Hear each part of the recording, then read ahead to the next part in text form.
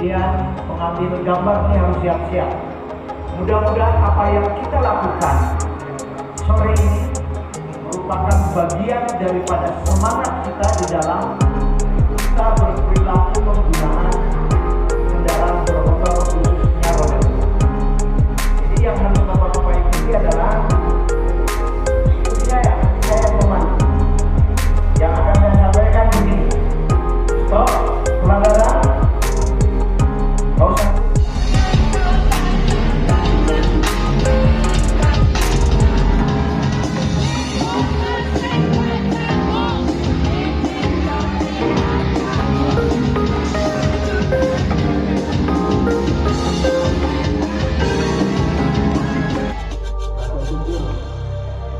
Kita bisa mendirikan komunitas 1 tahun.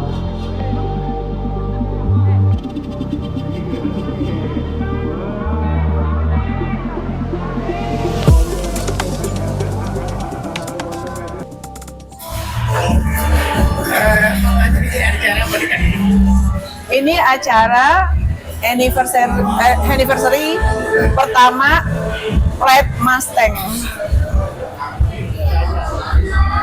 Oh, ini sebenarnya saya melihat orang Pride Mustang itu sangat kompak, sangat guyup. Mereka mau udah kayak saudara melakukan semua itu tanpa pamrih dan menyerahkan apa yang dia bisa gitu, kemampuan dia untuk membangun Pride Mustang supaya lebih maju lagi. Ya, saya beberapa kali karena suami saya kan di sini ya. Jadi saya beberapa kali ikut, cuman mungkin saya belum terbiasa touring, jadi nggak jauh-jauh, paling jauh ke Bintaro, ke Cafe Mancung. Ke Cafe malam aku dong, kemarin aku ke Bali nyetir sendiri bawa mobil pulang habis tahun baru. Tapi ini naik motor. Ya kadang-kadang turun Harley juga sama. Oh iya, Harley bisa. Iya, aku paling jauh baru Bintaro. Tapi kalau suamiku udah sampai ke Lombok, sampai ke Bali gitu naik motor. Iya, kalau naik motor seru sih menurut aku ya, seru. Terus kita bisa melihat pemandangan, jalan, menikmati jalan yang meliuk-meliuk gitu ya. Jalan yang begitu-begitu tuh apa namanya tuh? Ya, Yang berliku ya. berliku itu. Cuman mungkin karena aku belum terbiasa, jadi kalau jauh-jauh takutnya itu ya pinggang sakit karena digonceng kali. Nah, tapi kalau aku yang bawa mungkin bisa kali ya. Wih, keren amat dah. Digonceng aja pegel apalagi yang bawa. Waduh, seram langsung, bro. Memang dulu klub Harley ya, Harley Davidson di Pantai Mutiara. Terus aku juga dulu ada jet ski juga. Aku suka main jet ski sampai ke Makassar, ikut lomba jet ski juga sampai ke Pattaya. Terus kemarin Pattaya? ke Pattaya itu tiap tahun dia ada namanya Kings Cup buat jet ski. Dan kemarin juga aku di Bali liburan sama anakku, aku main jet ski sampai kejar-kejaran sama anakku. Memang sengaja, jadi aku suka balapan. Kemarin dari Bali juga pulang nyetir sendiri dari jam 2 siang nyampe Jakarta jam 11 pagi. Nyetir mobil tapi? Mobil sendiri. Lari 160 180 gitu. Ke Bali? Dari Bali ke Jakarta. Naik mobil sendiri? Yes. Nyetir sendiri? Nyetir sendiri. Wih, hebat ya. Ya, jadi emang kalau aku tipe laki-laki, aku suka petualangan, adventure, program, jet ski. Jadi menurut aku dengan adanya perkumpulan ini ya kan, Pride Mustang ini menambah silaturahmi buat para anggotanya dan keren banget karena mereka saling kompak ya. Iya, Aku seneng kompak, banget bisa guyup. diundang. Yes, paguyupannya keren. Ini aku bintang tamu. Ini panitianya nih. Gimana, Bu? Kalau aku, suamiku termasuk founder juga yang bikin itu kan. Udah dari setahun yang lalu sampai sekarang lah setahunnya itu 15 Januari sih. Kalau kita kan sebagai penyanyi, aku kemarin acara Pak Prabowo, aku nyanyi di sahur 10 juta. Iya. Iya. Jadi memang hari ini berapa nih kita ngintip dulu sawerannya ya. Hari ini sawerannya tuh gocap-gocap doang, lumayan buat beli kuaci. Parkir. Iya, soalnya tadi kan dibagi kita kan adil ya. Ya, adil. Jadi Kita bagi kasih juga sama anak band juga. Ya. Karena kita kan harus berbagi kan, 200.000 lumayan lah buat ke salon. Ya, buat ini catok-catok rambut udah basah bro. Lumayan 200, ini 6 lagu kayaknya. 6 lagu karena kebetulan tadi ada sahabat kita Dewinta Bahar. Ya, ikut nyanyi juga. Jadi kita tambah semangat. Tambah semangat karena kita sahabatan udah 20 tahun lebih nih dari ABG semua ya. Dari mulai kita unyu-unyu. Tapi siapa sih yang kelihatan lebih tua di antara kita? Jangan saat ini menanyakan. Kayaknya kita harus panggil Dewi deh. Iya. Dewi kemana nih? Ikutan dong. Ikutan dong. Sini, Wi. Ada lagi nggak Pak? Karena ini Duduk aja. sahabat-sahabat lama nakalnya barengan semua nih. Iya. Aibnya udah tahu semua. Aibnya udah kebuka semua nih, udah tahu nih. Agak dekat. Ya. Katanya kita sahabat lama, Iya. sahabat nakal. Sahabat Tapi kalau nakal. kita kayaknya udah nggak nakal, dia masih nakal. Masih nakal kalau aku. Masih nakal. Aku selalu nakal. Kalau kita kan sudah ada pencariannya sudah dapat. Iya. Dia masih mencari terus. Cari terus nggak ada habisnya. Semoga ini pencarian terakhir ya. Yoi. Searching on device. Iya. Nah, ini biasanya ngomong-ngomong. Ya paling kalau ketemuan kita ngafe, Iya. makan bareng. Ke klub bareng, dugem bareng. Yang barang tetap yang dulu kita sama-sama hot tapi dia paling hot juga ya. Kalau Barbie dari tahun kuda sampai sekarang nggak ada matinya. Nggak ada matinya dia. Tapi aku salut loh sama dia. Bisa masih tetap eksis ya. Ya Karena benar. dari itu nggak gampang Nggak loh. gampang mempertahankan karir berat. Meraih itu gampang tapi mempertahankan itu yang nggak Susah, gampang. bener. Tapi dia bisa bertahan loh. Tumben ada pinter banget nih. Ada kemajuan, Wi. Iya, kebenaran aku lagi CLBK lagi. Sebenarnya pacarannya udah lama, udah 1 tahun lebih. CLBK ini. Tapi on off terus. Iya, cinta lama kebanyakan kelar-kelar. milih. Cinta lama kebanyakan milih. Akhirnya dia pacaran sama siapa, gue pacaran sama siapa. Tahu-tahu komunikasi balik lagi, ntar putus lagi gitu-gitu aja. Nah, pas kemarin akhir tahun tiba-tiba dia ngubungin aku dan aku pikir kan aku kemarin lama ya liburan di Bali bawa anak. Aku hampir 1 bulan kemarin di Bali kan. Jadi apa namanya dia nungguin aku gitu. Aku pikir ya udahlah mungkin dia udah ada yang lain. Ternyata malah ngajakin balikan lagi. Nah karena sekarang udah tidak terikat kontrak. Kemarin kan dia Unity Band kan personelnya gitu loh. Sekarang dia udah nggak ada kontrak sama manajemen. Jadi sekarang dia dikontrak sama saya. Jadi saya menjadi kontraktor. Akhirnya saya ngurusin sekarang. Pacar iya, produser iya, prosedur yang saya. Tapi beruntung banget ada pacaran sama Herbie. Enak kalau jadi pacar gue tuh nggak akan susah hidupnya. Di produser nih. Iya, diurusin, Dirawat, dinaikin namanya. Naikin apanya? Namanya. Oh namanya, kirain apanya yang dinaikin? Kirain naik onta. Pak Berbi. Ya. Itu ya, menurut Pak Berbi.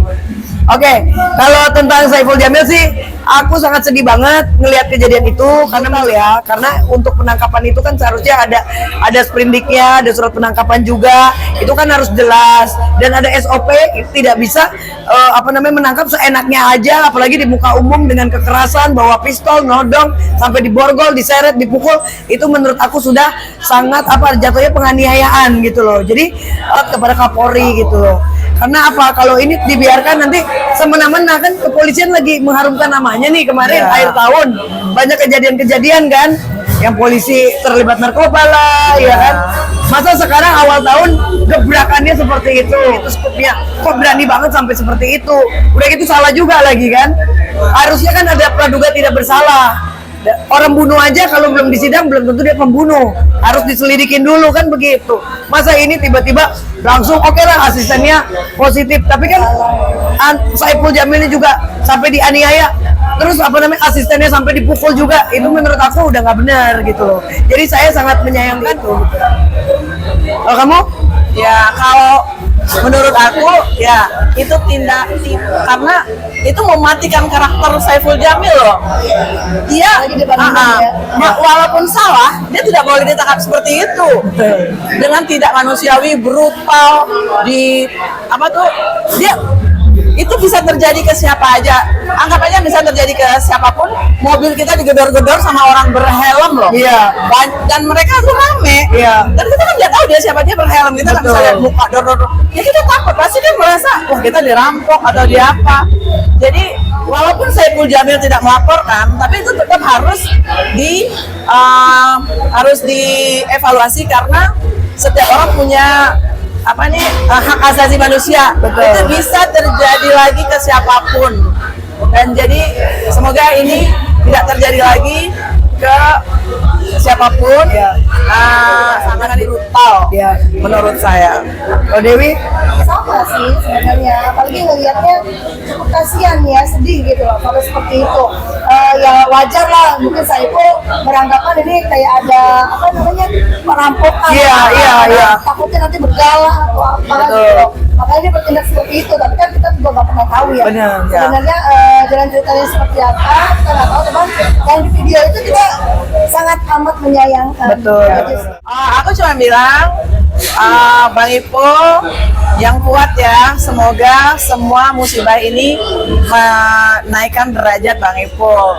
Terus amin. Terus dibalas sama dia amin gitu. ya betul. Ya cuma aku ngasih semangat aja karena aku nggak tahu lagi mau ngomong apa sih. Kasihan banget. Ya. Sempat waktu itu saya berpikir ya, sama temen juga bilang begini. Saiful ditangkapnya sampai seperti itu, Betul. mematikan karakter dia. Itu kalau dia nggak kuat bisa stres loh, bisa Dan itu stres kan, dan bisa trauma. juga takutnya dia Abuse, trauma, selamanya gitu ya. Bahkan kita pikir itu jangan-jangan takutnya dia tuh bisa gila dia takut gitu. Karena bikin malu banget dan semua orang menonton diperlakukan. Bicara baik-baik, kalaupun Iya. di jalanan juga mungkin diikutin, terus Nah. ketika turun baru Iya. diajak bicara, ada Iya. surat perintah penangkapan. Tolong Pak Saiful, kita dari kepolisian, ya kan, mungkin tolong ikut kami dulu, ada surat perintah terkait dengan narkoba gitu kan, mungkin Iya. harus ada sopan santun juga gitu. Jadi dibawa baik-baik, langsung dites baik-baik, jangan dipermalukan seperti itu, seperti bukan manusia diperlakukannya. Iya, betul. Dan ini kan melakukan kekerasan, bagaimana contoh? Saya sangat menyayangkan, makanya kalau saya jadi lawyernya, udah pasti saya langsung bersurat ke Kapolri dan ke Propam untuk oknum tersebut dipecat, gitu. Kalau aku sih ya, kalau soal pengacaranya ya aku nggak bisa komen karena setiap orang kan memilih ya, mungkin dia lebih memilih jalan damai atau gimana gitu. Itu kalau yang lain-lain nggak tahu dia gimana. Oke, kalau saya, karena saya pengacara ya, menurut saya sangat menyayangkan pengacaranya karena terlalu lemah. Ya, bagaimana kalau kita punya klien, apalagi kan kita dekat banget sama Ipul, aku akan mempertahankan hak asasi klien saya. Bayangkan klien saya udah dipukul sama oknum, diborgol, diseret, dipermalukan di muka umum. Itu seperti apa pertanggungjawabannya? Kita seharusnya sebagai pengacara itu langsung bisa melaporkan balik pihak kepolisian gitu loh. Ya kan? Karena di atas polisi juga masih ada propam. Kita harus bersurat ke propam dan kita harus melakukan pengaduan ya kan, bersurat ke sana meminta pertanggungjawaban dari pihak aparat dengan atas insiden tersebut gitu. Jadi jangan malah lemah, ya udah kita memaafkan ini itu. Kayaknya nggak asik banget ya sebagai pengacara, kan kita harus pintar memanfaatkan situasi, apalagi ini sudah dipukulin, sudah dianiaya. Itu bagaimana kalau terjadi dengan keluarga kita gitu loh. Harusnya pengacaranya lebih gesit, lebih vokal lagi untuk mempertahankan hak asasi kliennya. Jadi kalau pengacaranya lemah, bagaimana? Bagaimana kalau kita ganti aja pengacaranya? Iya, bagaimana kalau saya aja pengacaranya aja? Biar saya aja yang bersurat langsung kepada Kapolri. Saya urus semuanya klien, gitu loh. Hakim aja bisa dipecat. Kemarin aku juga di Mahkamah Konstitusi. Iya, aku juga sidang kemarin di Mahkamah Konstitusi mewakili sampai ada salah satu hakim dipecat gitu loh. Apalagi pihak karena tuh jam terbangnya harus tinggi. Baru kepolisian, hakim aja yang hebat aja di Mahkamah Konstitusi bisa kita adukan gitu kan, dan akhirnya dipecat kemarin itu. Sempat pecah kan beritanya. Jadi menurut saya jam terbang pengacaranya masih kurang hebat. Ya. Oke, Bareng kita. Ya. Oh, kayak barang-barang. Dulu deh. Ayo, dulu deh, Barbie dulu. Oke, selamat dan sukses untuk Pride Mustang Indonesia Anniversary yang pertama, dan akan selanjutnya melakukan banyak kegiatan lagi sehingga para anggotanya senang banget, tentram banget, dan pastinya komunitas ini bisa berjaya sukses. Wow. Saya ada Nurul mengucapkan juga aduh apa kalau saya Faktor umur beda ya umurnya. Saya dari keluarga saya ada Nurul yang minta bahan udah gitu. Oh iya. Langsung ke atas apa? Aku suka yang panjang. ya. Ya, mulai deh. Hai, saya Barbie Kumalasari. Saya ada Nurul. Saya dari minta bahan. Kita mengucapkan selamat dan sukses untuk Pride Pride Mustang Indonesia. Indonesia. Anniversary yang pertama. Sukses.